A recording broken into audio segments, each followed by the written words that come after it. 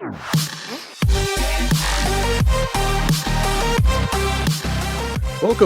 to the RC Roundtable podcast, where we discuss the latest RC hobby news, events, model reviews, and a whole lot more. Oh, my precious. Oh, hey, hello there. Hey, welcome to the RC Roundtable. Fitz Walker. Joining me is Professor Lee Ray. Hello, chaps. And Mr. Snowblind Terry Dunn. Oh, that's an unintentional foreshadowing, but yes. And for the benefit of the people not watching, what were you doing with that poor engine? Oh, just giving it a little love because it really needed it. I think it's legal in Alabama, but outlawed everywhere else. It's, I guess one thing I forgot to mention, one of my recent acquisitions from the swap meet that we will talk about later on. Okay. It looks interesting. It is. I got a pretty good score. It's funny it related to a conversation I had with a visitor we had in town a couple weeks ago. So anyway, right. Are we going to talk about that too? Yeah, we can. Okay. We most certainly can. Pencil it in. All in good time, my friends. Yeah. And for those of you viewing, we don't know what's wrong with Fitz's camera. It's on the Fitz Fritz. Keeps you entertained. It's like out of focus. It changes your width. You go from tall to short. It pauses. You froze again. It's in focus now. It just the aspect ratio may change a little bit, but I don't know why. It's just got a mind of its own suddenly. So it is what it is. All right. Anyways, let's get the show on the road. Right. What are we going to talk about first? How you guys? How was your guys' week? Frozen again. Oh, we don't talk about things like that. Model related. We're not here to be personal. No. So you guys posted a video. Was it last weekend? Weekend before? No. 2 weekends. Has it been that long? So in our last show, we talked about aero towing, and then you guys just went and did it. So Tell me all about it. Well, started a long time ago when a little boy decided he wanted to fly model airplanes. But that's not about me. So recently I'm actually working on it. I have the new Hangar 9 Brave, the big 87-inch 20cc plane that just came out. I think did we talk about it on the show before? I think when it just came out. Did we mention it? I don't think so. Don't. Oh my God. I think I just texted you and said, "Hey, are you getting a new package that looks like this?" Yeah. You wouldn't tell me. And then you told me. Yes. So I have the new Brave. I guess we didn't get a chance to talk about it because it just came out. Really, it's only been out a month or two or something like that. So Hangar 9 came out with this really just big aircraft. Very nice. It's the Piper Pawnee Brave with a PA-36, I think it was called. Crop duster, and really nice. And I got my grubby little hands on one. And I was able to do a really quick build of it. And I said, "Hey, Lee, you gonna be available? I see your club's having a swap meet and fun fly. That'd be a perfect opportunity for me to take out the Brave and do some flight video of it. And oh, by the way, I installed a tow release into it, so we can tow up a glider with it." A questionable tow release. We could get into that. Oh no, Mr. Negative Nanny here. I will give you credit on how well you installed it. I just think its location was the questionable part. But I had very little time to build this, so it was a quick build, and I was old and needed the money, and so it fit where it fit. And we were going to go with that for now. I may reposition it later, but I just didn't have a whole lot of time to go mucking around with it. Yeah, we're showing some pictures. If you're watching the YouTube version, there's at least flipping through a few pictures. It's a very nice plane. It's pretty cool. It's full house plus flaps and has lights on the wings as well. But unfortunately, they didn't include a tow release. And I thought, well, I put a tow release in the glider, the MiniMOA I just built. That's going to be an upcoming issue of Model Aviation. And we never had a chance to do an aero tow with it. So I thought, wait, this looks like a perfect plane. It's a nice, big, large aircraft with a lot of power. And so I found the tow release mechanism from my ill-fated Cessna Caravan, which is actually pretty nice. Oh. And so I just did a real quick mod, stuck that sucker in there, and it worked like a charm. And, Wait, the and Caravan had a tow release? It did. Believe it or not, it had a tow release. It was part of the kit and the top part of the fuselage, servo mounts for it, and everything. Are full-scale Caravans used for glider tow? I don't know if I've ever seen that. But it seems like an odd thing, but the mechanism itself was pretty nice. So what the heck? But yeah, Caravans are used for parachutists and stuff. But towing gliders, I don't think it could fly slow enough, or maybe it can. I mean, anybody listening on that knows if Caravans are capable of towing gliders without ripping their wings off, let us know. But it turns out that this little guy actually does pretty good for towing gliders, negative nanny Lee notwithstanding. Plenty of power, and it's actually kind of a lot of lift. You didn't give me the sticks to the MiniMOA, so I'll let you fly the tow plane and then give me your little smart comment back at me. Well, that's hold true. On. This is a review that you're doing? Yes, this will be a review on my channel, Hobby View. Okay. I'm doing the editing now, but I'm also double duty to some other stuff, so I'm not sure when it'll be ready. But we got some nice footage, air to air, air to ground, ground to air, whatever. Okay. So everything survived. Spoiler alert. Although it was a bit hairy at times. On the website, it says it's a 20cc airplane, yes. But you didn't go gas. No, I went electric. Yeah, they do have an electric setup that runs, believe it or not, on a 6-cell battery. Okay. There it is. Yeah, they show the avian motor. I forgot the specs on the motor. Maybe you can look it up and read it. I can't remember. But they have recommended setup on 6-cell, 5,000 milliamp hour, and a large motor. It'll swing a 17-inch prop, 17-inch prop. So it was no slouch. You think a big plane like that would be 8 cells or something, but on 6-cell it was just fine. It had a lot of power, a lot of pull. Very nice handling plane. Very Lee can attest to that too. It was easy. 2 seconds into flying, and you're like, "Oh man, this thing's a sweetheart." Yeah, I don't want to give it a huge criticism because I did enjoy flying it, and it did its job. The only question I had, and I think Fitz needs to have some more time on, is the throttle curve. It's got a weird positioning and where the aircraft likes to fly. Like once you're at half throttle, you really don't need more than that. But if you start going past half throttle, it doesn't feel like you get any added benefits of cranking it up. So and there's one speed that it's really comfortable, and it flew great. Yeah, I may need to add some maybe expo to the throttle or check the throttle calibration, see if it's set correctly. I just, like I said, didn't have a whole lot of time to do much with it other than plug everything in and go. So it may, It was like, what time was it? It's like 10 o'clock at night. I'm almost done. I'll see you tomorrow. All right. So you use that plane to tow the MiniMOA that we've talked about 100 times. All right. Are they relatively close scale wise? No, I think the MiniMOA is probably a smaller scale. I think. Okay. Yeah. Judging by the different things. Not too far up, but yeah, I think it's my eyeball guess. Now, I never flew. Yeah, there we go. Here's just a picture of it on the runway. See, this is why you got to watch the YouTube version. We're getting ready to take off here. Oh, there we go. Yeah, I think this is the first flight. Yeah, it's on our Facebook page too. It's the first flight, and it was a little hairy. There's it's a glider. It's got a lot of lift, and it's first time towing it, and so getting the speed right, getting all our orientations, positions. I just want to say the tow plane looked like it was doing great. So if you didn't notice yet, Lee was flying the tow plane. I was flying the MiniMOA, and so Lee can tell you how the tow plane felt and flew with it, and I can tell you how the MiniMOA was on it.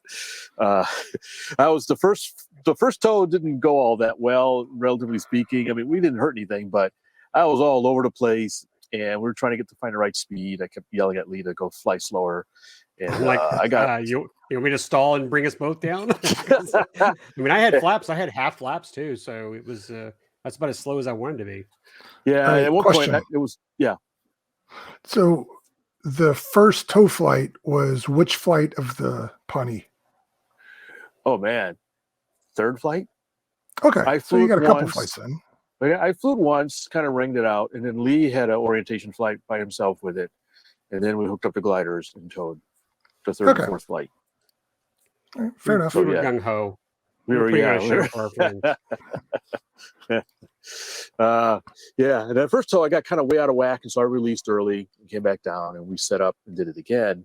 And then Lee had the good idea. He said, "Hey, why don't you pop up your spoilers a little bit to help calm things down a bit?" And I did about a third to half spoilers, and that made a noticeable difference and made things a little settle down a little better. Kill some of the So lift. what's okay? So which makes it more comfortable flying faster? That puts the speed envelope overlap. Speed envelope I could have done with a little bit slower speed, but Lee was afraid of stalling out the plane. It's a new plane. We don't know that it's edge of its envelope. So spoilers would kill. Go ahead. I was going to say, although during your review flight, you had done some stall tests and it handled really well. I just didn't know what the stall speed towing a glider. Right. That was an unknown. So when in doubt, add a little bit more power and speed, right? Yeah. So with the spoilers, it adds a little bit of drag and kills some of the lift, and so it settled things down with the glider a bit.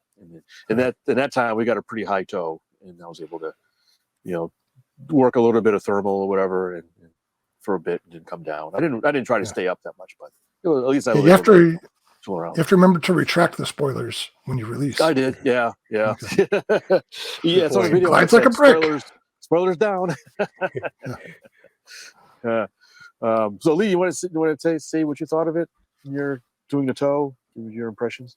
Oh, well, I didn't have any major problems with the plane. I guess it's learning the throttle curve. That was the only thing I had. I mean, the first landing was a little rough for me, but the second landing I kind of nailed a little bit more power. And we didn't try flying it with full flaps down, so probably don't need to do that now that with spoilers on the MiniMOA we're set. But the only, okay, Fitz, I love you. So my little tongue-in-cheek joke about your toe positioning was hook position it was underneath the fuselage. So we didn't really specify that. His craftsmanship was impeccable as far as how we got the hook underneath and the servo and so forth. On my Pawnee, I have a Hangar 9. They call it a 60 Piper Pawnee. It's 7-8 years old, maybe more than that. Yeah. The tow hook is right behind the canopy, and either I'd seen someone else do it or I just made the mount myself. That has worked out great, and I didn't have any weird characteristics. But when you saw that flight there, and Fitz got high because he was catching up, so he was trying to climb to not hit me. I mean, I pitched down, and then at one point when we got overhead, I got sideways. I mean, I think just a little shout out to my buddy Martin, who's a member of our club. Actually, he's a treasurer. No, he's not treasurer. I'm sorry, he's secretary. But Martin grabbed my camera and videotaped the flights. But again, watching the second flight come over heads and me just kind of slide, I was skidding, I guess. Man, that was a little hairy. But other than that, once we released, it looked great. I think the people enjoyed the show. Yeah, you typically want the glider a little above the tow plane. So, yeah, that's an interesting choice in location, Fitz. Well, it was convenience. Like I said, I had absolutely zero time to really work it out. Like there wasn't a good location. You're supposed to be, from what I read, at least behind the leading edge, a trailing edge of the wing. It just wasn't quite there. This is really the only spot that had some meat on it. The canopy's kind of large, so there really wasn't a good spot above and behind the canopy. And I was worried about also, I already had to add weight in the nose for CG, so I didn't want to start sticking a whole bunch of servos and stuff back behind the CG as well, too far back. So I figured it was good enough, even though not optimum. But now that I've flown it and we've done it, I may take some extra time to see if I can manufacture a better location. Now I know how it flies and what my margins are and stuff on CG. I'll probably look at moving it a little further back. I don't know if I can stick at the top. It's going to be tricky, but I'll look into fabricating something a little more practical. Fitz didn't mention this, but you're welcome, Fitz. On Fitz's third flight or Fitz's second flight, something went missing during the flight because you had your camera. This was your flight where you had your cameras mounted. Oh, yeah. I was shooting some B-roll footage with an onboard camera, and I didn't attach the canopy fully secure. So it sort of departed the plane. Oh, from the Brave? Or the Pawnee? Yeah. Oh. The Brave went one way, the the canopy went another way, and the canopy had a camera on it. So I got some nice footage of falling falling through. I haven't the air seen it yet, but I hear ground. it's spectacular. It's pretty. I would neat, guess the terminal velocity of a camera is not very high. No, but I will tell you, I was very shocked. It landed in the tall grass, but it still cracked the canopy. The mount is fine. Go ahead. Yeah, Fitz, the plastic part, the clear plastic part, got cracked a little bit. I patched it back together, and I in fact flew the plane yesterday a couple of times with the patched up canopy. So it doesn't look too bad, but I'll eventually get another canopy, but it's not drastic. So you could probably find some crop dusters with cracked canopies out there. It's a scale feature. What I had told Fitz as a possibility is that, if he was going to get another canopy to go, or at least the cover, I didn't know they sold it together, but if he got another canopy, maybe he could modify the second one where it's just for aero tow, where he could put a mount through it or holes through it. So he could put a like a carbon fiber tube to come through the canopy where it'd be right behind the trailing edge and have some kind of secure mount that way. The question Fitz and I both had, and I don't know if you would know this, Terry, full scale aircraft hold the tow line at the tail. It's tail wheel, right back there, right. and they're all of them are tail wheel aircraft. So, not tricycle gear. Hello, just tail wheel. So, tail dragger. Why? The question is, I've never flown an RC model that way. So, what would be the problem in trying to fly or move the line to the tail? I don't know. We would have to experiment with it. My hunch is that putting the attachment point at the end of the tug would give the glider a whole lot of influence over the path of the tug. If you pull up a little bit, the tug's going to point down. If you go to the right, the tug's going to point left. It did it anyway. I mean, because once he got above the elevator, that elevator was being pulled up. But the question becomes, why you don't have that? You don't seem to have that problem. Well, okay, I say that, and I'm reminded that was it this year or a couple months ago we had a tow plane go down because the glider pilot, I think it may have been a beginner, went way too high and dragged the nose down or dragged the tail up on the tow plane, and he crashed. But do you think, because all the RC models I've ever seen have the tow line, again, high above and behind the trailing edge of the wing, are because of some, I say physics, but mass issues, with a full scale tow plane, it's not a big deal? I think it's an issue of perspective. When you're sitting in the glider, you can see the difference. And if you're pulling it to the right or the left or up or down, you can see that. But when you're on the ground and the airplane's above you, I don't think you're able to see those nuances. And you could get out of sorts before you recognize what's going on. Yeah, you can't really, you're not in the plane, so you can't tell. So here's a question, Fitz. Could you, and I'm just winging it here, could you put something on the tail of the plane that's like a screw eye? We'll just say that, or some kind of eye screw that goes near the tail where you keep your release mechanism where it is, but it runs through the back eye so that becomes the tow point. So, everything is coming off that tail, so it's not necessarily pulling up the elevator, one side or the other. Like an eyelid or something. Thank you. That's what I was looking for. Yeah.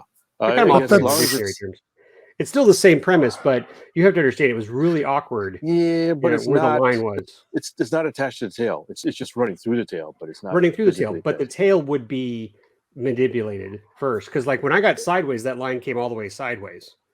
You see what I'm saying? Because it was underneath the fuselage. So and everybody's looking at the picture here, but it was like this. So when I got sideways, the line was coming out this way. Had my tail gone down, that line would have gone over my elevator.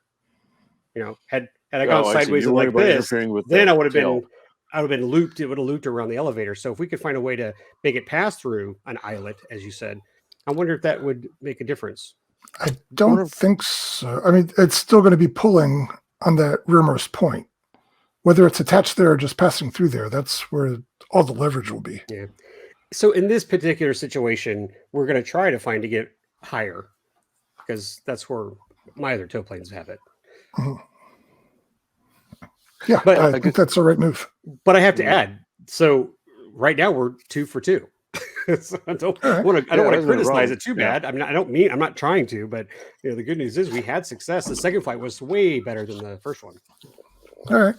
Awesome. I guess you hinted on why on a full scale it's on a tail wheel, so you don't want the line interfering with its control surfaces or getting jammed in them or something like that. So, Yep. Well, if anybody's listening who has done aero tow, maybe on a larger scale, like those really big aircraft, if your tow planes, your gas tow planes, run them through the tail, let us know. Versus up high and behind the trailing edge of the wing. Yeah. There was an event. I remember our friend Tom was talking about it over in Apache Pass. Had a big aero tow event for models, so it'll be interesting to see their setups. Yeah, they'll do it again this year. All right. I haven't even looked online at those. I mean, I'm sure there's tons of videos, but that's just but it was a success. So good job. Thank you for inviting me, Fitz. I'm glad we had someone grab the camera so you and I could fly together. Yeah, it was a great time. It was fantastic. It was worth missing the train show for. Oh, okay. So will aero tow footage be part of your review? Yes, it will. Okay, cool. And when does that come out? I don't know. Okay. I thought you were under the gun. No, we were talking about something else. Oh, okay. I get it.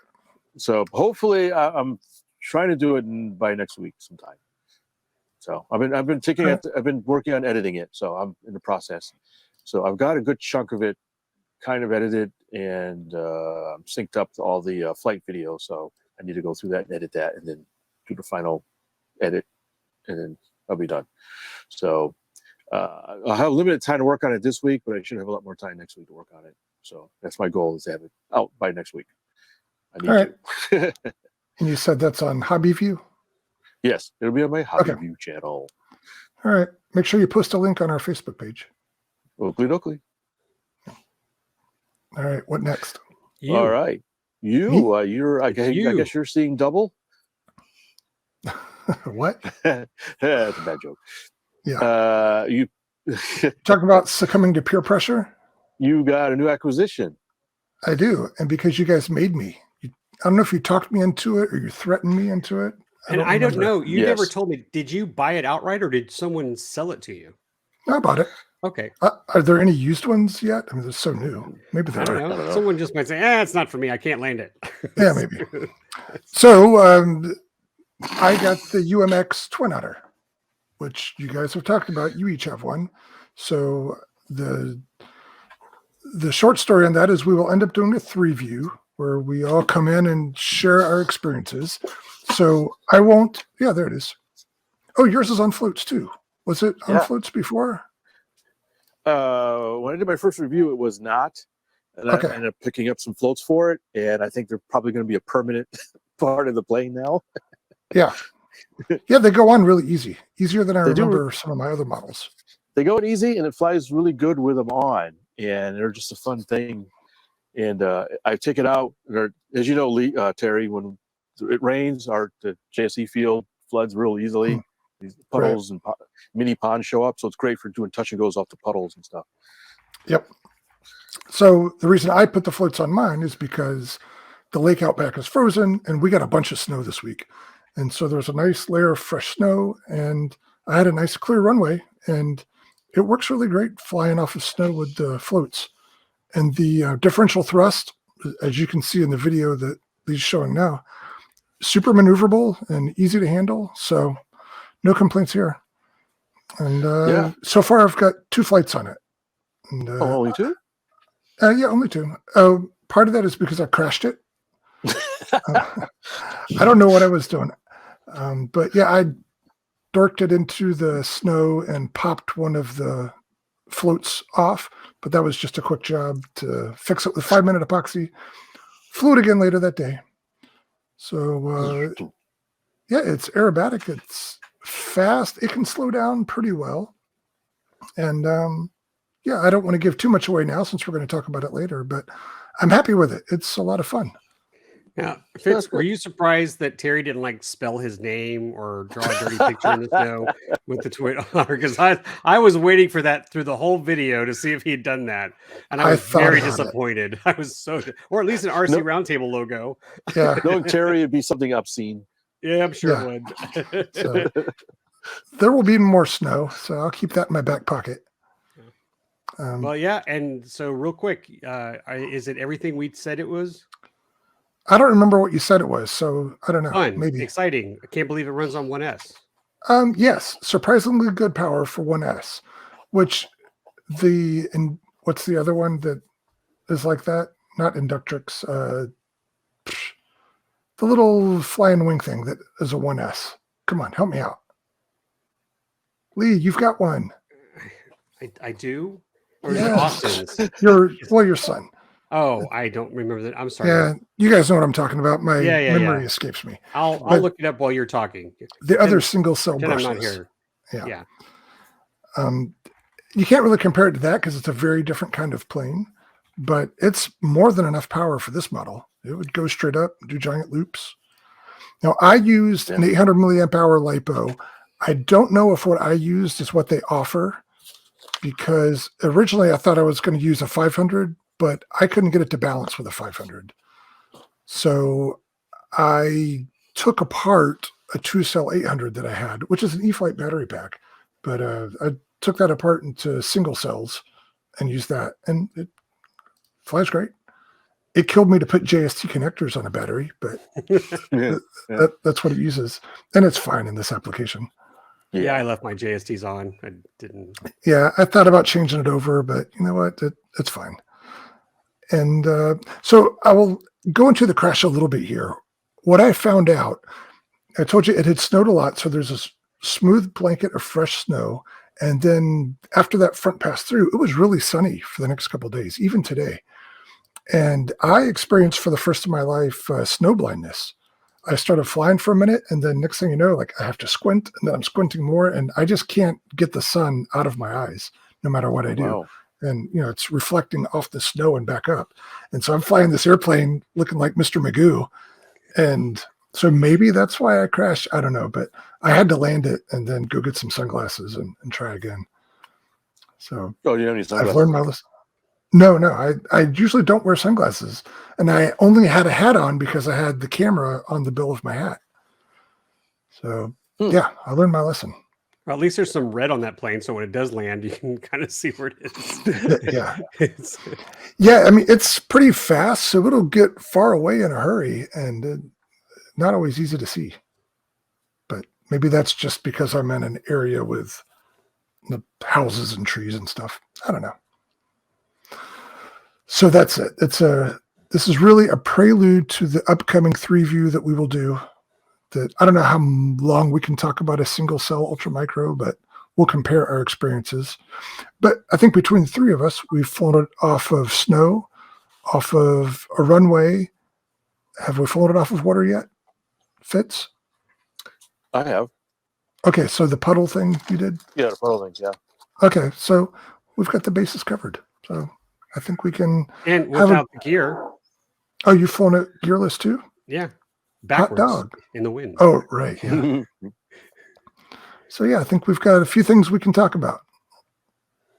I look forward to it. Maybe we'll do that on episode 169. A live show. Let's try that.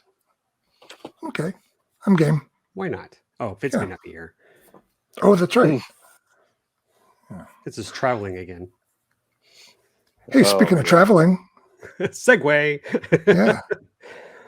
Lee. I just flew in from Muncie, and boy, are my arms tired.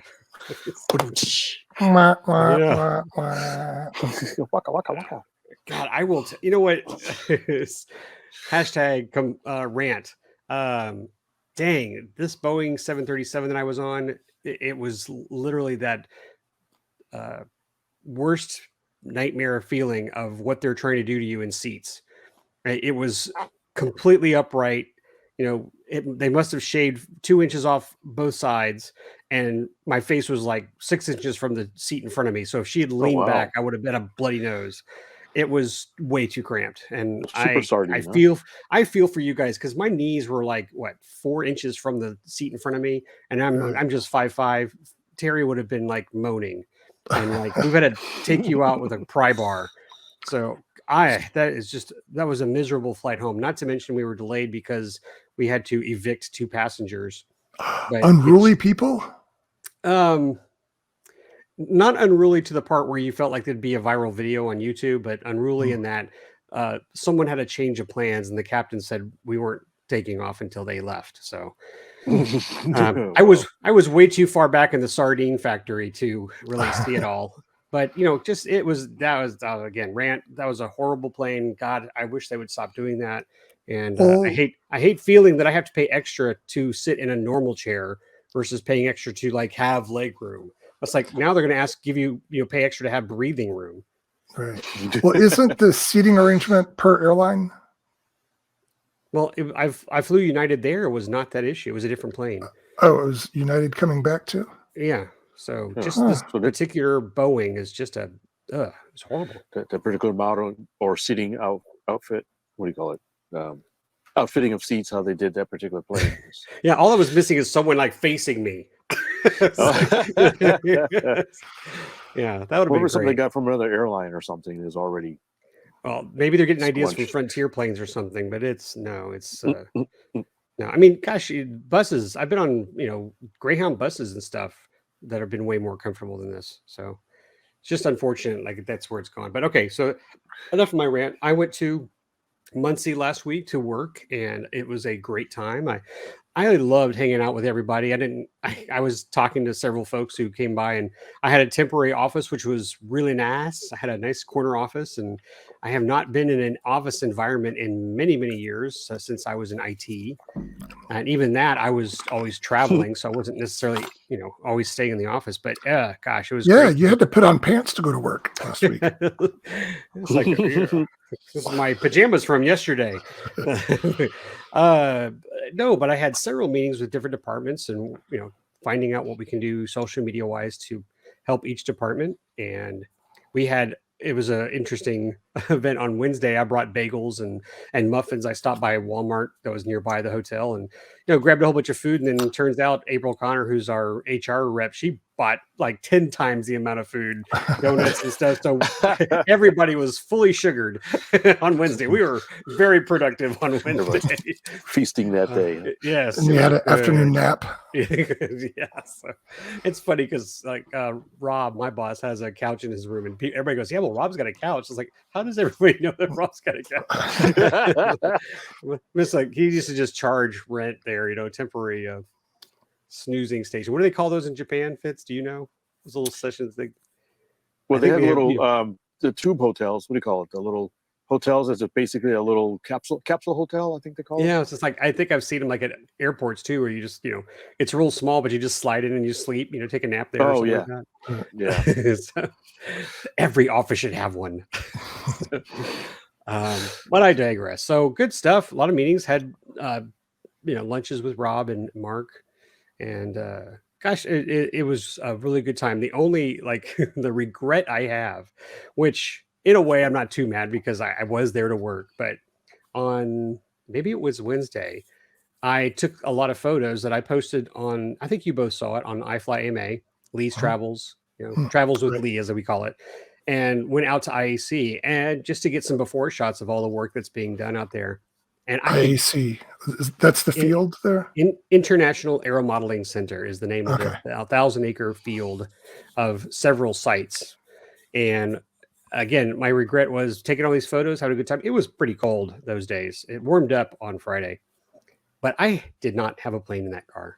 And I could have just gone to the museum and grabbed a couple of planes that were just sitting there, one or two.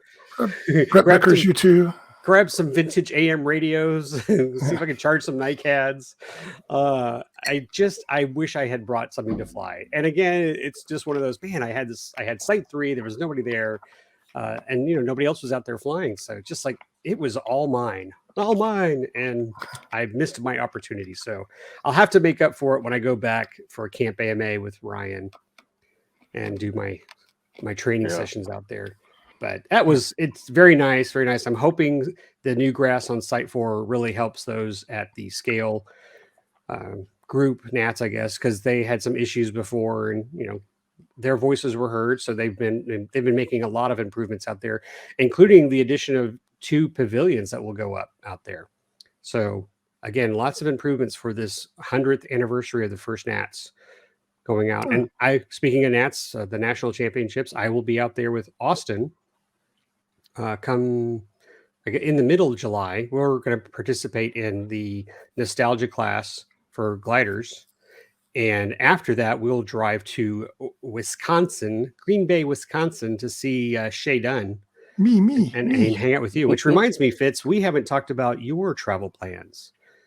Whether you're going to fly up there like to Milwaukee and I'll pick you up, or if you're going to drive solo to Wisconsin for AirVenture. Oh, I don't know. I haven't, to be honest, I haven't really thought about it.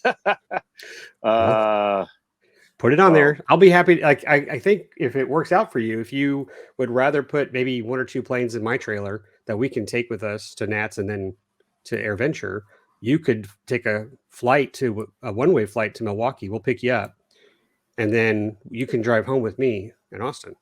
Also, check Appleton. Appleton's halfway between here and Green Bay, or here in Oshkosh. Yeah, Appleton is where Ryan and I flew out on the B-25 ride during AirVenture. Oh, nice. Okay, so that sounds like a better option. Yeah. So yes, you're welcome. Your chauffeur. I'll go out there with a sign. Witz Falker Esquire. I'm Witz. So anyway, so that was my AMA. I could go on about a lot of stuff, but I just will say happy to be with the company. Saw a lot of hard work being done by everybody, and we're really going to push hard to make the experience for Nats this year something special.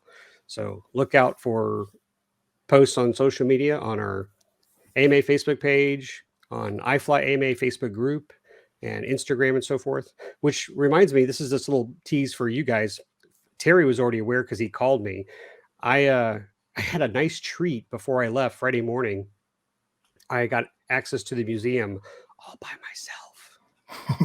And man, that was great. That was fun. I took a ton of content, photos and stills to put a video together, a vertical video together. No. Yes, No. vertical. Well, we're going to start doing more shorts and reels, trying to get onto that bandwagon. I've already done some for our TikTok and for Instagram. So that I'll put that together and hopefully have that out soon. But if you are ever going to head out to Nats, or if you ever want to take a trip to the IAC just to have an opportunity to fly, it's your field too, folks. So if you're an AMA member, you are welcome to come out there and fly for free. We'll tell you which field you can fly at as long as there's no event going on. But the museum is something special, and I just got caught up. I could have spent several hours in that one building, just looking at all of it. And so hopefully I'll have a nice little tidbit, or what do you call it, a teaser, to share with you guys on our social media channel. All right, cool. And welcome back to Texas. Yeehaw. All right. So I think we had 2 more things we wanted to talk about. One fun, one not so fun. So let's decide how we want to end this thing. Do we want to end it with the fun? Probably should always end on a good note, right? Yeah. Okay. So let's talk about the. Yeah, I would tend to agree. So let's talk about the not so fun news that popped up yesterday. The smelly bag, the flaming bag in the room. Yeah, the steaming pile of news. Oh, it's exactly what it is. Well, you want me to just read it? Because I've got it right here. Yeah. I mean, this is Canada. So let's preface, make sure this is Canada. This is not the US. This is not us, but this is Canada. But like the in big bold letters.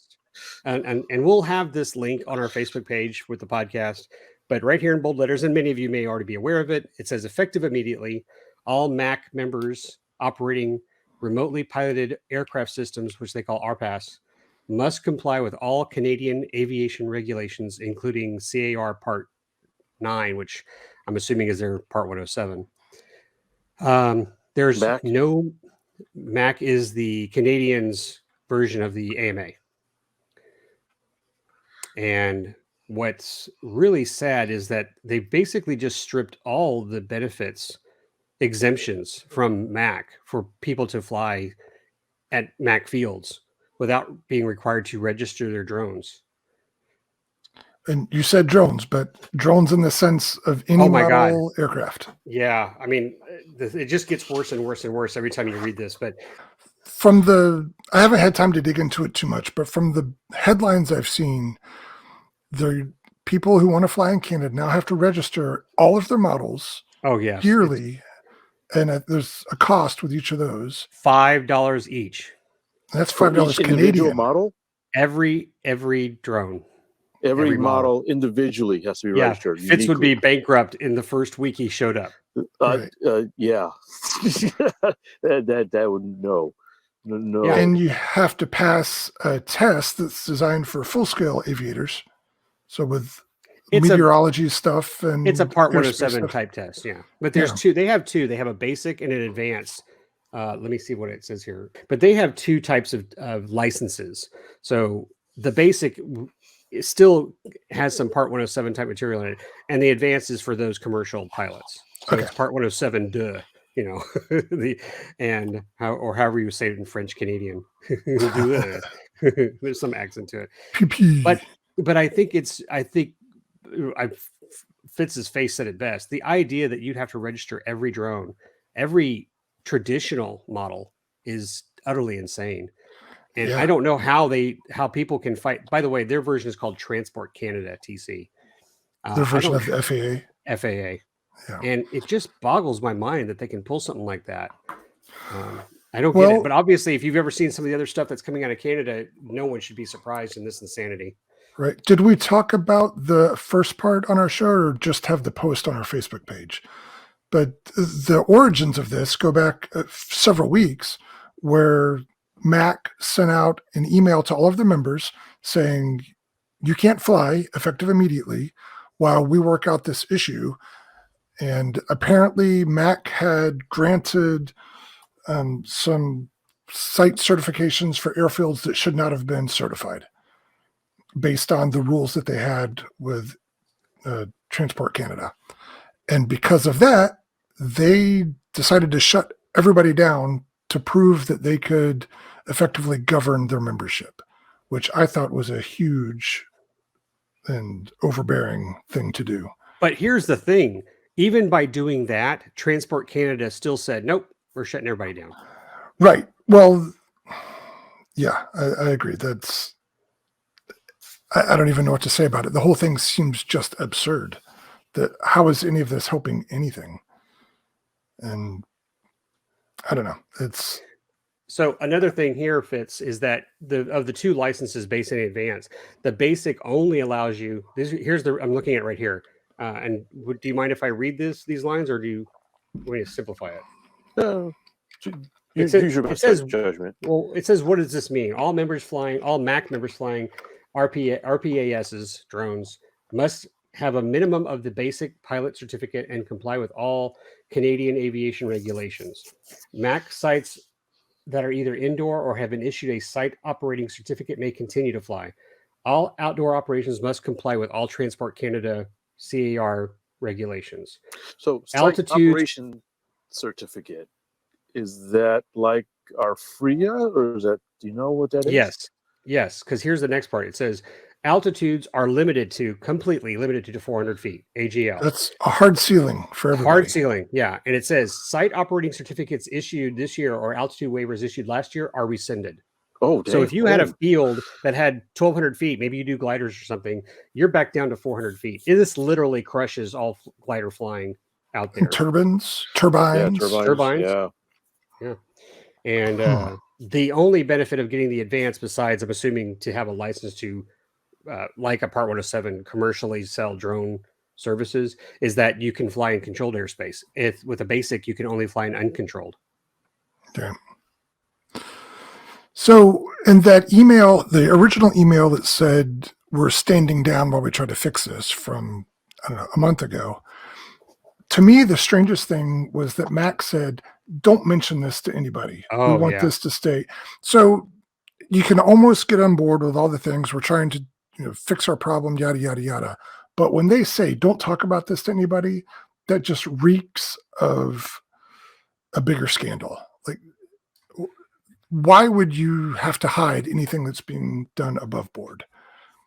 So I had big questions. When I saw that, that's when we posted the thing on our Facebook page trying to get more information. But the stranger thing about it is that for the most part, people were keeping it quiet. It was hard to get anybody to talk about this, people up in Canada. So they seem to be respecting that for the most part. Now, what I've seen in the past couple of days since this newest thing came out is that people are mad. It feels like people who are Rightly willing so. to sure. It sounds like the people who are willing to revolt are ready to do that now, either through civil disobedience or noncompliance, whatever it is that Canadians do. It sounds like they're recognizing this for the garbage that it is. And so I have to wonder what would happen if the FAA did this to us tomorrow. Oh, Would we storm the Capitol? I can't imagine we would fall in line quietly. My head hurts. I think the idea that they would literally shut down a hobby with this, because it does. It literally shuts down. Some of the comments that I have read online from other posts on Facebook have been, did they get suckered by their version of the Drone Alliance Committee? Companies that are going to be pushing drone delivery and so forth. Did they just get into the pockets for the Canadian transport people and say, we want the skies? Did they just happen to get their way? And then the transport, just shut them down, because it literally did. And this whole $5 per plane, that is complete. Oh, I didn't even tell you this, Terry. I found some documents from the Canadian registration stuff. You have to provide documentation for every drone you sell to somebody else. You have to provide a sale date, a manufacturer's name, a model number, as a bill of sale, like a registration transaction. It's on their website. So I'll send that link to you. But can you imagine going to a swap meet now? Swap meets are done in Canada. There's no way. They're trying to treat this thing like something that it isn't. And it's going to gun fall sales flat. or something. Well, let's not get started on that. Yeah, we won't give them any ideas. But too many you're right. painful. The whole registration is a nonsense. I mean, gosh.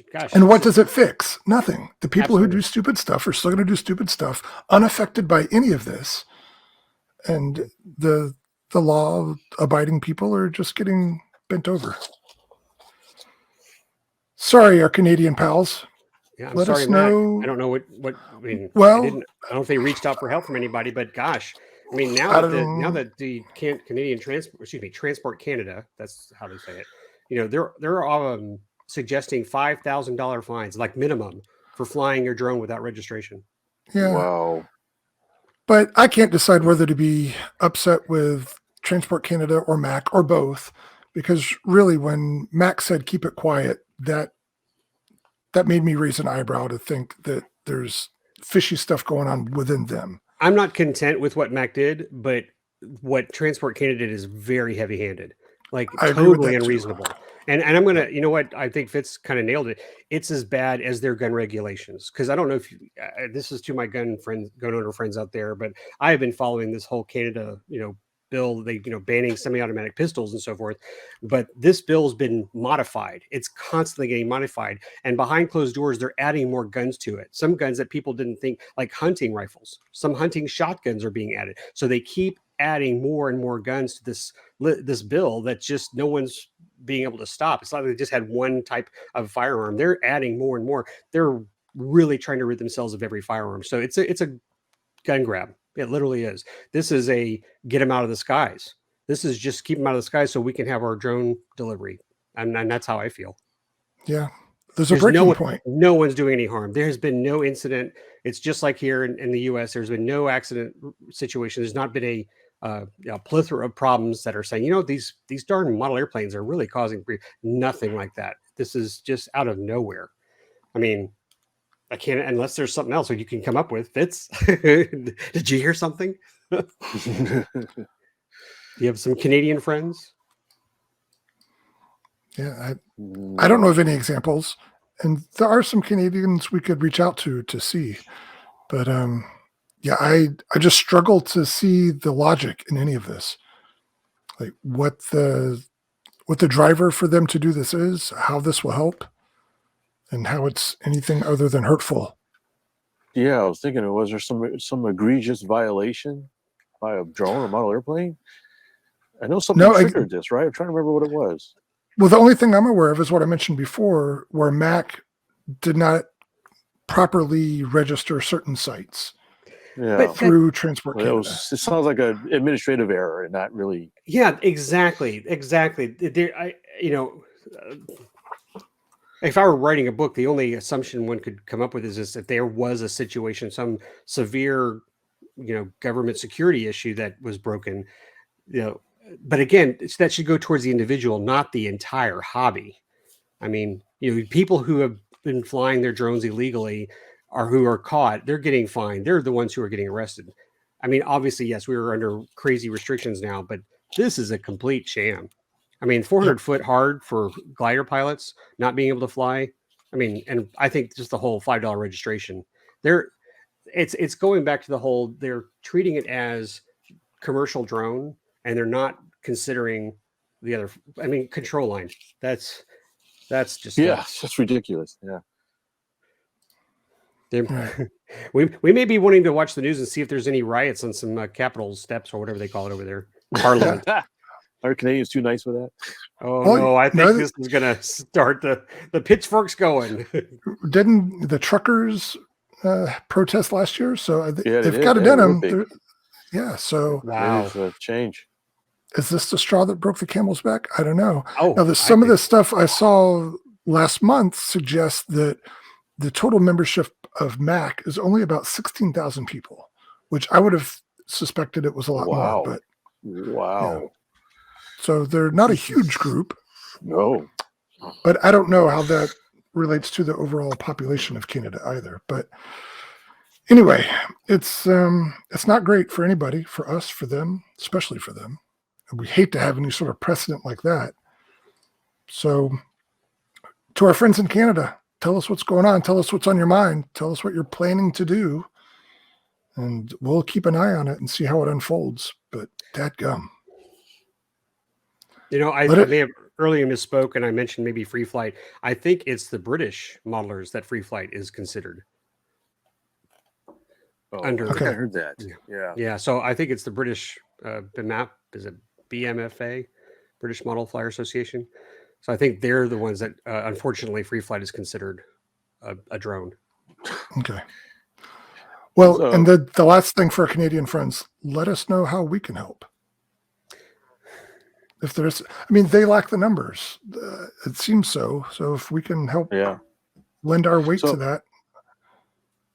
I just looked it up, and the population of Canada is 39 million. Okay, so that's 1/10. Okay, so maybe as a percentage of the population, they're close to what the AMA is. Yeah, because we're about that times 10 order of magnitude. So right, and so I would think the AMA is about 10 times that. Yeah, membership. Now and then, when you factor in other things like flight test, that I don't know what their membership is, but so I think there probably are more heads that you could count in the U.S. as a percentage, but I don't know if that matters or not. Anyway, the bottom line is, what the heck, eh? Hey, Canada. yeah. Oh, no, Canada. No, Canada. That's what it should be. No, Canada. All right, let's try to end on a happy note then. I think we got some other stuff to talk about. Is the happy note Workbench Stories? Yeah. Oh, okay. Fitz, you're going to need 20 minutes, 30 minutes to do yours. I know you got something big behind you. It's way out of focus. A couple things. Well, I forgot about the talk because we went to your club at the swap meet too. The same day we were doing a glider tow. Yeah. And I ended up picking up a few little goodies. I had to pass on some other very tempting things, but I walked over to this guy's vehicle. He had just pulled up, driving an old station wagon, and I just kind of peeked in. He had a bunch of engines, and of course, what caught my eyes, he had some Cox engines and stuff. And I said, well, I don't really need any more Cox engines, but I'm just curious. What do you want for some of these engines? And he's like, $5 an engine. Oh, so, yeah, okay. Let me grab my bucket. Hey, this gold one here is $5. I'll take that. Yeah. So I ended up picking up a bunch of Cox engines. I got a Norvell 049. That's it's just the box, but one of those neat little Norvells with a throttle and a muffler. And Fitz. Your video is horrible. It's horrible video. Is it? It looks good. Yeah, No. but just keep Picasso showing Fitz. it. But you are. I'll just keep talking. Sorry for Really? those of you on YouTube. I don't know why. I should have good video. Picked up an 074 Queen Bee, and I like Nice. getting these. I have a couple of these already, and I like getting more for parts and stuff. I understand they're not the greatest of motors, but there's some little tweaks and stuff you can do to them. And I have a couple of planes in mind that I might fly them on just for giggles. Does that have a carb? And it does. It's got a carb in the rear.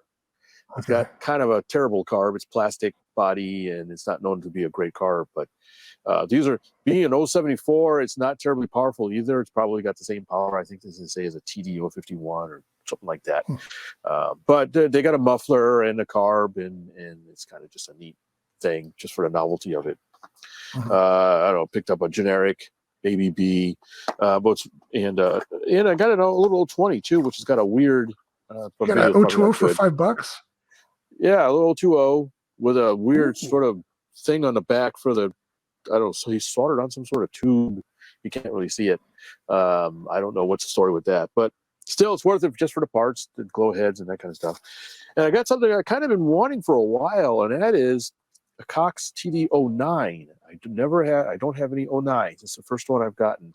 And this one is cool because it's got a throttle ring on it. So it's throttleable, and it's got sort of their semi-muffler thing that you can kind of close up to kind of quiet them down a little bit. It's a little ring. So it's pretty neat. And it looks like it's in pretty good condition. They're seized up, but other than that, they look actually in good condition. So I'll have to unseize them. So I finally got a little 09, and that'll be kind of fun to tinker with. And Are the hopefully glow my hearing heads will grow. specific to those? Yeah, the 09s have a bigger head. Okay. They have And what much about bigger- the 074? The 074 use the same head as the 09. Oh, okay. They use the same head for the most part, the same thread size. This 074 actually has a little regular glow plug adapter. Oh, that's interesting. Yeah. Glow plug adapter, but they're swappable for the most part. Okay. So whenever I get some time, I'll have to clean them up and get them, see if I can get them running and that kind of stuff. And a lot of them came with the boxes, No, nice. which is kind of snazzy. Dang. Even though they're very used. So that was kind of neat. But yeah, you guys alluded to the big project. I am currently trying to finish up the new Legend Hobby L19 Bird Dog, but the big one, the one that's 140-inch wingspan, if memory serves.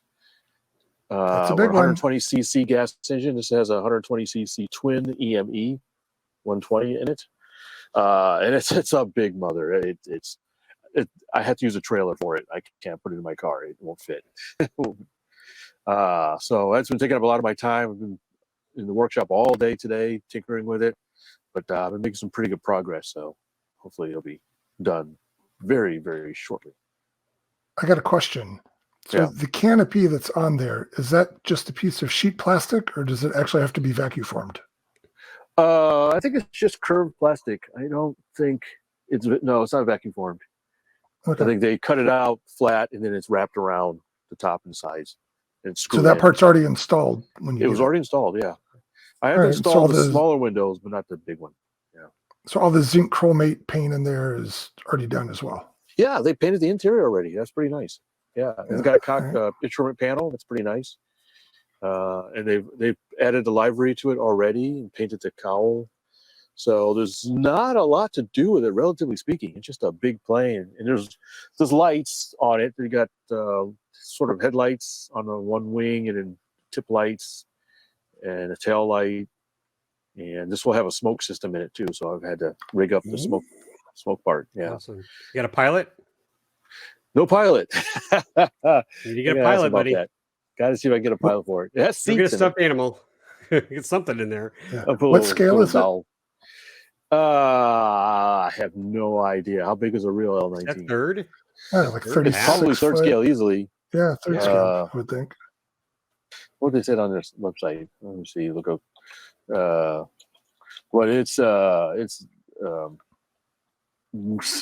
it's been interesting. Oh, I'm sorry. I said 140 inch, 156 inch. Yeah. Come on, man. Sorry. Now we're half scale. Yeah. It is. Do you have the scale? It's got to be at least third scale for something that big. I don't see it on here. But anyways, it's been an interesting project. I've never built anything that big. Yeah, this is at a scale. Easily got to be third scale. So it's had some minor challenges and stuff, but it's not been too bad. Lots of really long servo extensions. Basically, I had to make them myself because they're just so long. Well, I was going to ask that question. How many channels is it? So far? Not that many. It's just 6 channels, 7. You don't have a remote choke, so you get your 4 basic channels. It's flaps, so that's 5. 6 for smoke, 7 for choke, 8 if I had to put flaps on separate channels or not. I'm not sure. Do I hear 9? 9 for a bomb drop. No, I don't think 9. Smoke rockets. I can think of. What's that? Smoke rockets. Smoke rockets. It has dummy rockets on it that you can bolt screw onto the wings. So it has a bunch of rocket mounts on it. I did the math. It's 1 to 2.8 scale. So slightly bigger than third scale. A little bit. Wow. It's a big mother. Now, I did have a chance to fly one briefly at Power Field last year, was it? Or Bernie Wally has one. The gray one? Yeah, the gray one. He let me take the sticks for it a little bit and flew Chris around. Wolf had the sticks too, I think. Yeah. Although when I flew it, I think was he having some engine issue? You had a problem with the low throttle not being low enough or something like that. But yeah, I didn't do anything drastic with it, but just tooled around with it and it seemed to fly fine. It's just a big plane, but it's nothing. It didn't feel like it was difficult to fly at all. Just sort of just big, and you may have to think a little bit ahead of time when you do stuff with it because it's just so big. Not quite as twitchy as small stuff. That makes me wonder, what are you using for servos and push rods? Pretty much the basic servos you use on smaller stuff. They're digitals. I forgot what they were. High-tech digital something with 100 and something ounce inches of torque, whatever. 120 ounce inches, something like that. But they're standard size servos. They're not quarter scale servos. Like if you're thinking that. Yeah, they're just regular standard size. They're just high torque digitals. I'm thinking. But the control surfaces are not really that big on it for the most part. Nothing.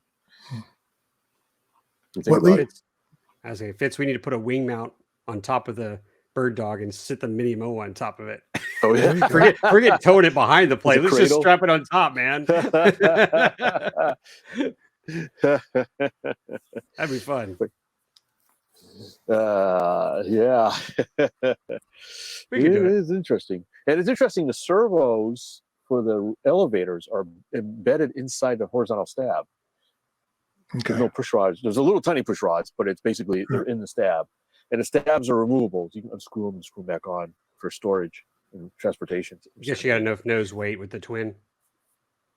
Yeah, that's the question. I don't know how much nose I'm going to have to add. That is coming up very soon. I'm going to have to bolt everything together and see where the CG comes out at.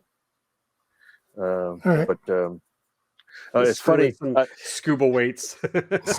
Yeah. Hey, there's a dive shop right down the street, so I may have to go pick some up.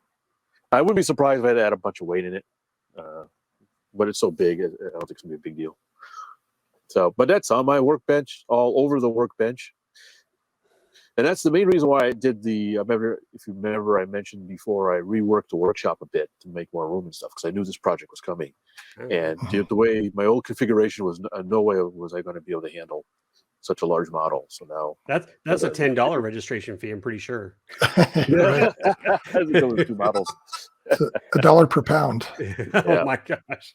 Oh, anyways, so it'll eventually be a review on HobbyView channel, and I believe it'll also be in a model airplane news review as well. And although I don't think I'll have the transmitter by next week, the Boxer Radio Master, I did get the Cinewhoop in. Oh, nice. Oh, you got it's still in the box, so there's nothing I can do with it because I don't have the transmitter, but I got the Cinewhoop, and I'll get the mount for my GoPro 10, and hopefully, if not for this flight, maybe if we want to get together for another day, I'll get some Cinewhoop photography or videography for you. So, So air to air. Air to air, yeah. All right. Which is funny because I talked to Chris Wolf the other day. He released a Corsair video, and his son has the DJI drone FPV set up. Well, they do, and his son was doing a chase on the Corsair. But our cordial friend Brent Hecht in California, his son was doing a chase flight FPV on his Panther. I don't know if you saw that post, Fitz, or if you're friends with Brent. But his son has an FPV with head tracker fixed wing. And he was head tracking the Panther. And while he was watching the Panther, his plane drifted in front of it. And oh no, they had a midair and lost the Panther. And this was big sucker. And Brent was not happy, but I saw the video online. I was like, oh yeah, you don't want to do that. So one nice thing about you using a multi-rotor is that you're shifting the whole vehicle. So you're moving back and forth. It's your view, so you're moving back with it. Right. And like the head tracker, where you're like, oh yeah. So very unfortunate. Yeah. Anyway, I digress. And if Austin's available, maybe we'll see if he'll bring his. Oh, yeah, that'd be neat. Yeah. You can catch it. Any idea when you get the radio? Is he got a tracking on it or something? Gosh, I mean, I don't even know if I can learn it. All that, that's that. I think that was Edge TX. So I'm not even used Express LRS before. So I'd like to think I could get it set up pretty quickly, but you never know. But that's that. Yeah. Can I jump on my workbench? Yeah. We can. Thought you were. Yeah, so did I. But speaking of your new radio, you mentioned it in the last show. And then after that, Philip Hinkle emailed me and said, make sure that you contact him. He's our local guru for Radio Master stuff. Because he's let me saw the Radio Master when we were at Adventure. He had the TX16. Yeah. So when you have questions. Okay. I will. But the Boxer's totally different. I just think the learning curve for the open source programming, I've heard from everybody. It's like no one said, oh yeah, it's no big deal. I mean, everybody said that's a huge learning curve. So Joshua Bardwell has a video out there that says everything you need to know about it. So maybe I'll watch that and go from there. I'm in no rush. I mean, that was just something I'd like to put together and then be able to share with you guys on RC Roundtable. But on my workbench, I've been doing a lot of soldering. So my son, my youngest, is into airsoft. So we've been acquiring some old guns and changing out the Tamiya connectors with Deans or XT30s, depending on their size. But I was in there and I have a Banana Hobbies P38 that was semi-gifted to me. I probably paid $10 too much, but several of the fins were missing and it was crunchy, munchy, and just spaghetti mess wires. But I have been working on it. I disassembled the entire thing. It's got the weirdest. I mean, I won't go into that, but it's like you can technically take it apart, like remove the booms with like little tiny screws that just, I don't know how this thing flew without falling apart in midair. So I just decided to make it, just put it together and just fly it until it dies. So everything's epoxied now and straight, by the way, because a lot of the elevator, the horizontal stab had a nice curve to it.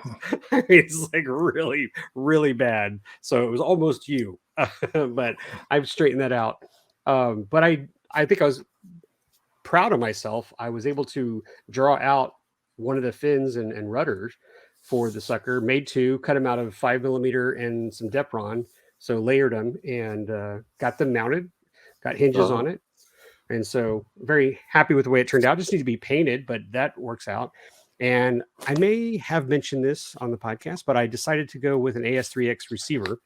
So I've never programmed one before. I've always used one that's standard or pre-programmed with an aircraft. So I picked up the Bluetooth programming dongle and I will experiment with that.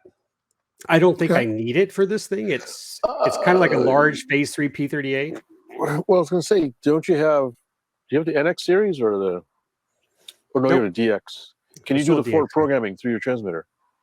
If you can, that's fine. But I went ahead and bought the dongle. So I will say the app is pretty cool. I mean, I played with it and looks like it's still a learning curve, but I think I'll catch on once I really start messing with it.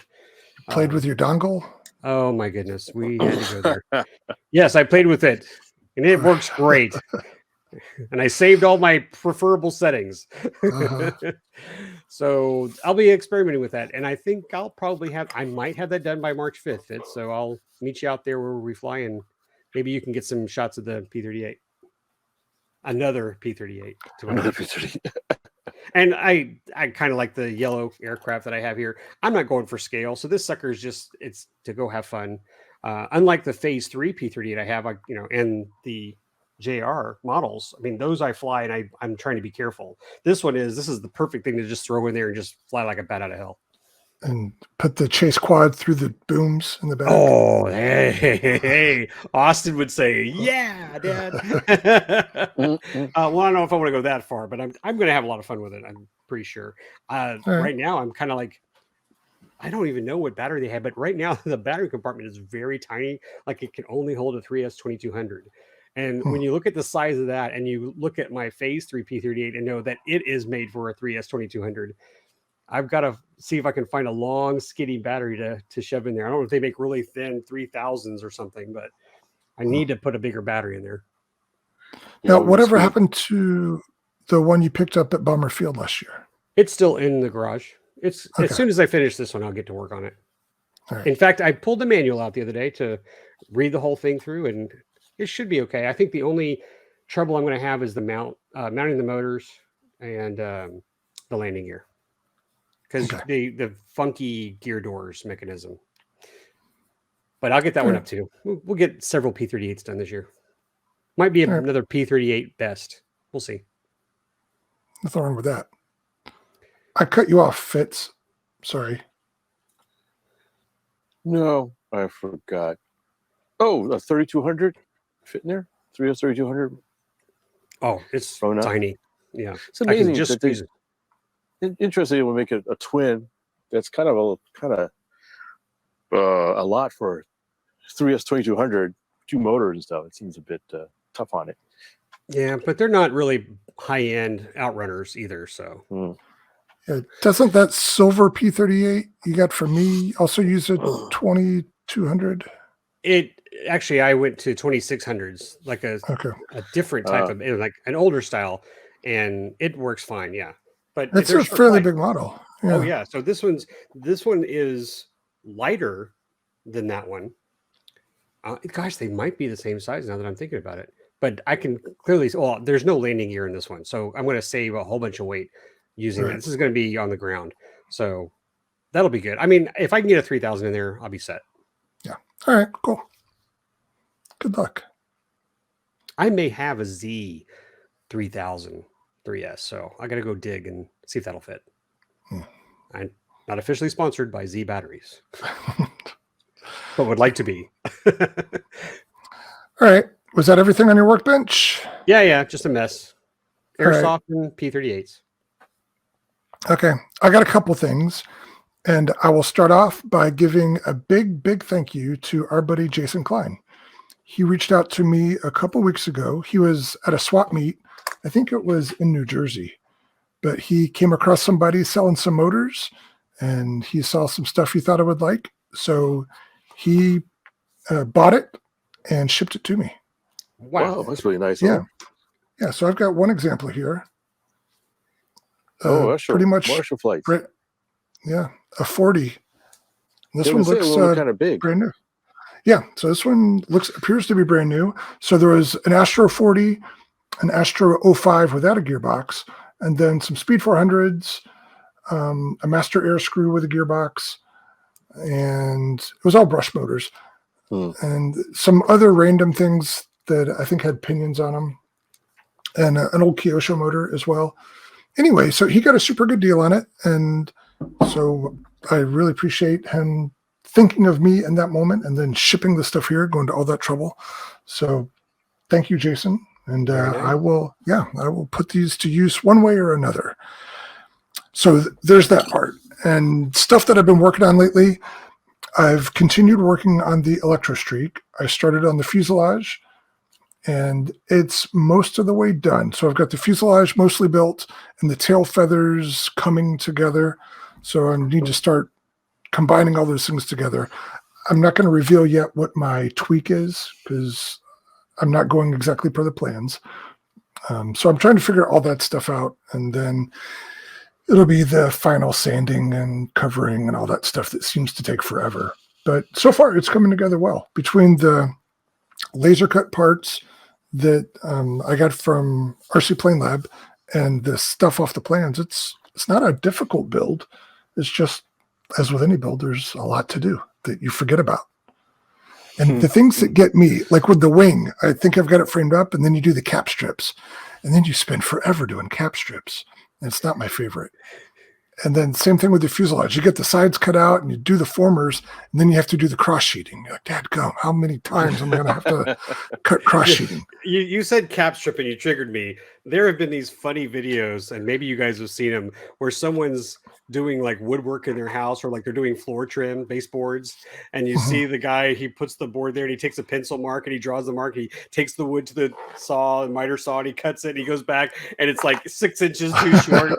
That's me with cap strips. I'll draw the line, I'll cut it, I'll sand it just a little bit, and it's like 2 inches too short. Yeah. Like, dang it.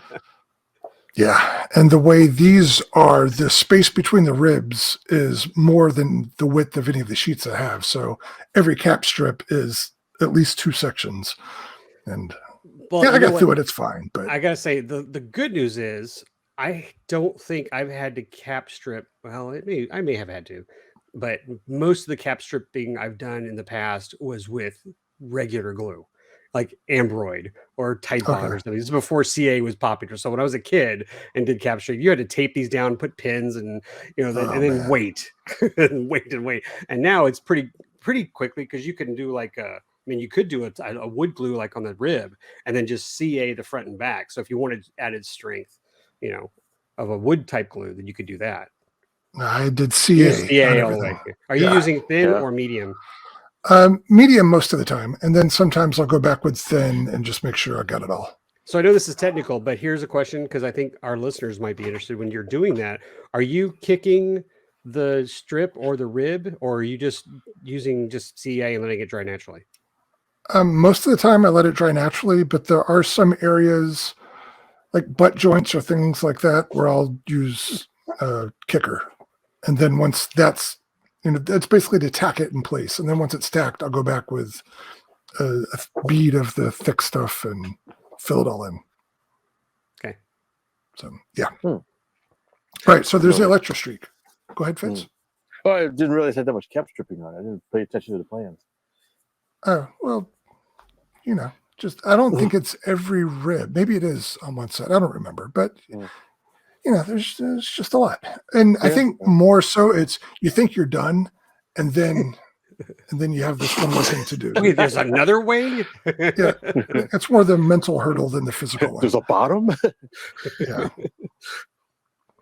So I've been working on that, and I hope to finish that in the next couple of weeks. And the other thing I've been working on, I picked this up today actually, is I mentioned the Goldberg Eagle 2 ARF that I got locally. I think I mentioned that in the last show. And my reason for getting that was to use the Astro 25 that somebody else gave me. That's right. And I mentioned over several shows that I was looking for a motor mount for the Astro motors that wasn't butt ugly, didn't use hose clamps and things like that. There wasn't barbed wire and baling wire duct tape. Right. Right. So strangely enough, a few episodes ago, I talked about the huge lot of things that I bought out of a basement here. As I was rummaging through that, I found a clamshell mount designed for an Astro Cobalt 25.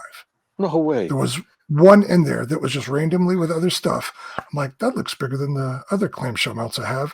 And then I put it on the 25, and dadgummit, it fit right on it.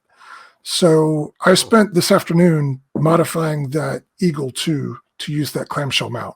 So I kind of had to rip off the old plywood stuff that had that OS LA46 and put some new stuff in there with some 1/4-inch plywood spaced for that clamshell. I finished it, and it looks like it's going to work beautifully. So knock on wood. Wow. Yeah. Wow. Yeah. So my next part in all that is to figure out the power system. Like, how big of a prop do I need? Am I going to use 4 cells or 5 cells, 6 cells? I don't know. I need to get that motor geared up to around 600 watts, and which is well within its capability. So I just got to figure out the voltage and prop to do that.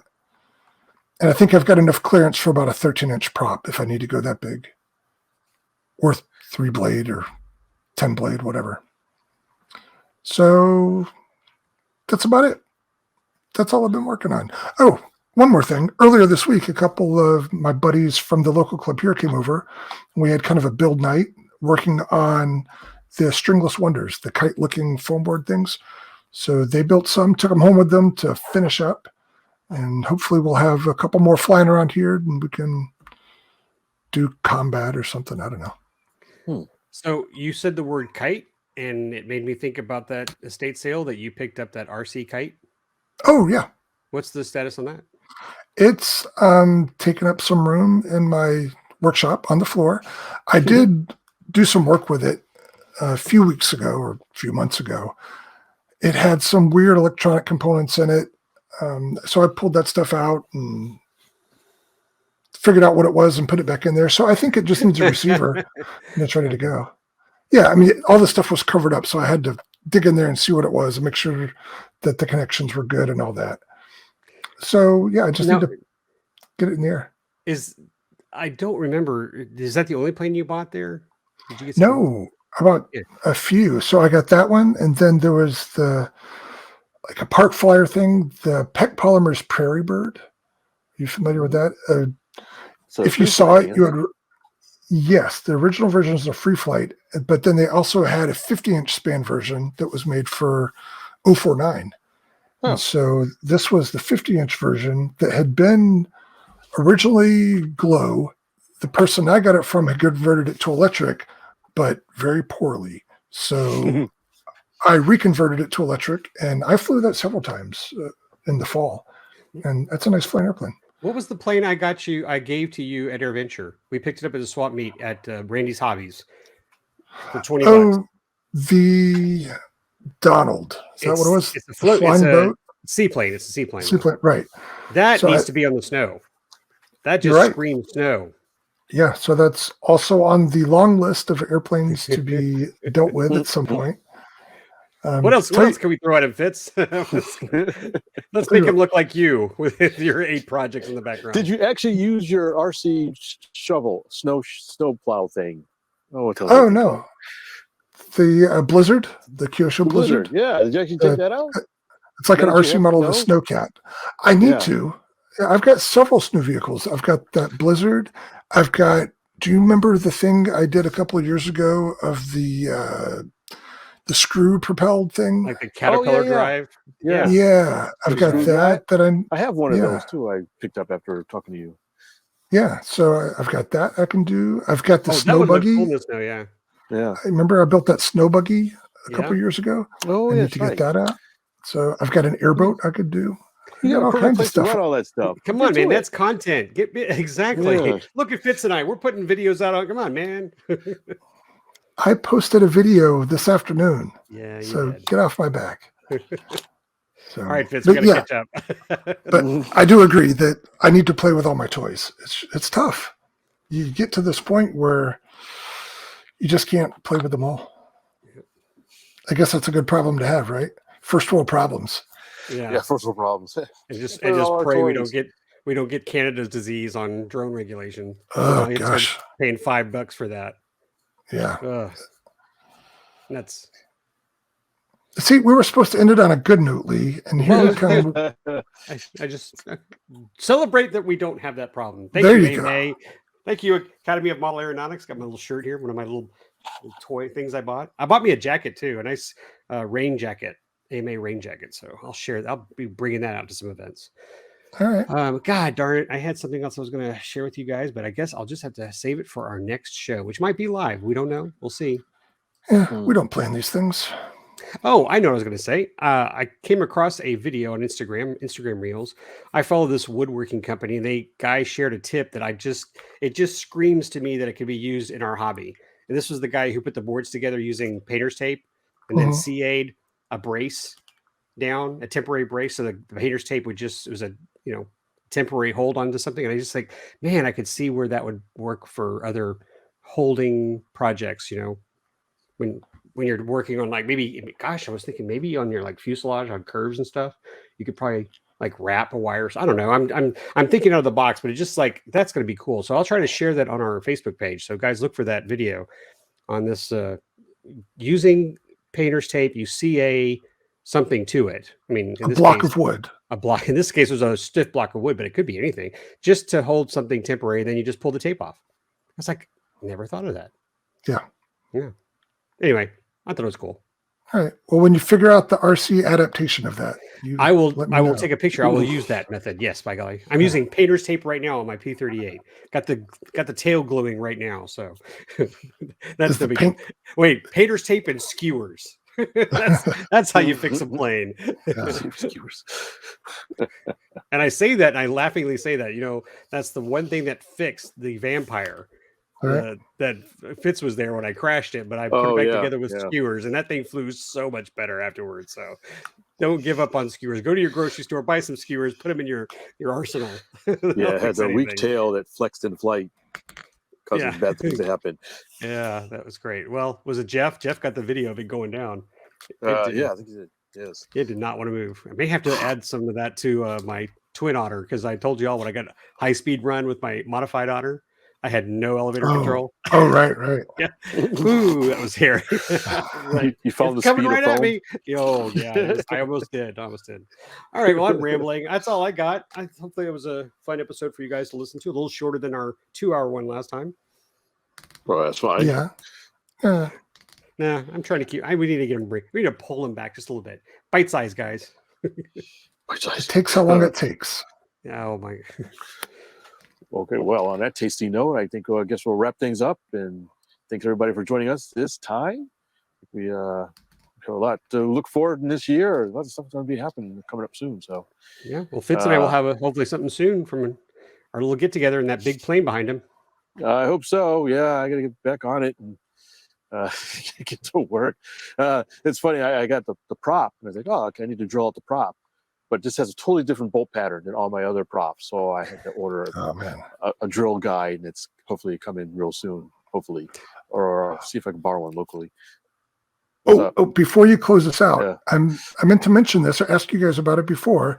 But we've been talking for a couple of years about, we've known that Tyler Perry is a big RC guy, and we're trying to figure out some angle that we could talk to him. Well, somebody beat us to it. Raymi RC, guy who builds airliners on YouTube, he released videos in the past couple of weeks of him working in Tyler Perry's hangar and then them flying. Have you guys seen those videos? I saw the view of the YouTube. I saw the alert come out. I didn't have a chance to look at it, but yeah, I saw that. All those planes on the tarmac. Wow.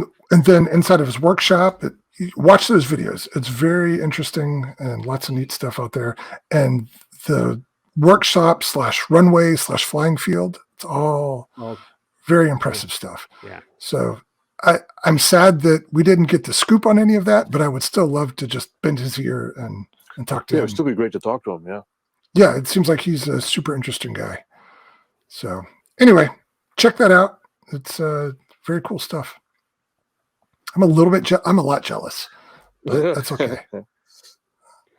Jealousy drives innovation. No, that's not the thing. But anyway, all right, now you can take us home, Fitz.